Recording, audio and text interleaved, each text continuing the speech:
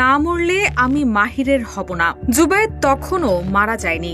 বাঁচার জন্য 2 তলার সিঁড়ি বেয়ে উপরে ওঠে। 3 তলায় দাঁড়িয়েছিল বর্ষা। তখন বর্ষাকে দেখে জুবায়েদ বলে, আমাকে বাঁচাও। কিন্তু বর্ষা বলে, তুমি না মরলে আমি মাহিরের হব না। এরপর সে জুবায়েদের মৃত্যু নিশ্চিত করে। তখন জুবায়েদ বাঁচার জন্য দরজায় কড়া নেড়েও সাড়া পায়নি। 21 অক্টোবর দুপুরে ডিএমপির মিডিয়া সেন্টারে আয়োজিত এক সংবাদ সম্মেলনে জগন্নাথ বিশ্ববিদ্যালয়ের শিক্ষার্থী ও ছাত্রদল নেতা জুবায়েদ হোসাইনের চাঞ্চল্যকর হত্যাকাণ্ডের ঘটনার এমন নির্মমতার বর্ণনা দিয়েছে পুলিশ।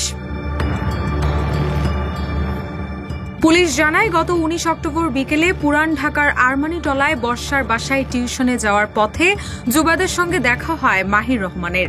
এ সময় দুজনের মধ্যে কথা কাটাকাটি হয়। এক পর্যায়ে জুবায়েদকে ছুরিকাঘাতে হত্যা করে মাহির। এ সময় তার সঙ্গে ছিল বন্ধু ফারদিন আহমেদ আয়লান। এছাড়াও হত্যার সময় ঘটনাস্থলেই ছিলেন জুবায়েদের ছাত্রী বার্জিস শাবনাম বর্ষা।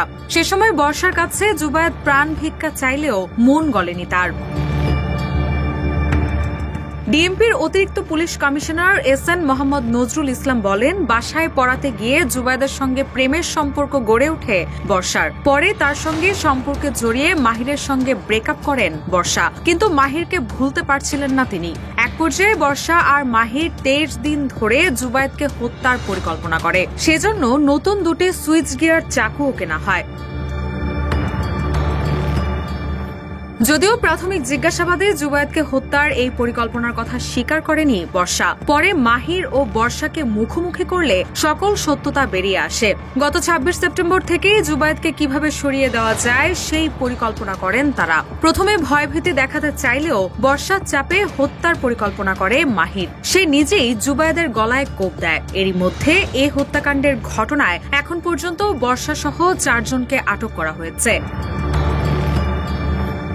নিহত জুবায়েদ ছিলেন জগন্নাথ বিশ্ববিদ্যালয়ের 19-20 শিক্ষাবর্ষের পরিসংখ্যান বিভাগের শিক্ষার্থী এবং কুমিল্লা জেলা ছাত্র কল্যাণ পরিষদের সভাপতি। এছাড়াও তিনি বিশ্ববিদ্যালয়ের শাখা ছাত্রদলের আহ্বায়ক কমিটির সদস্য ছিলেন। ময়নাতদন্ত শেষে 20 অক্টোবর দুপুরে জুবায়েদের প্রথম জানাজা অনুষ্ঠিত হয় বিশ্ববিদ্যালয় ক্যাম্পাস প্রাঙ্গণেই। পরে তার মরদেহ গ্রামের বাড়িতে নিয়ে গিয়ে দাফন করা হয়।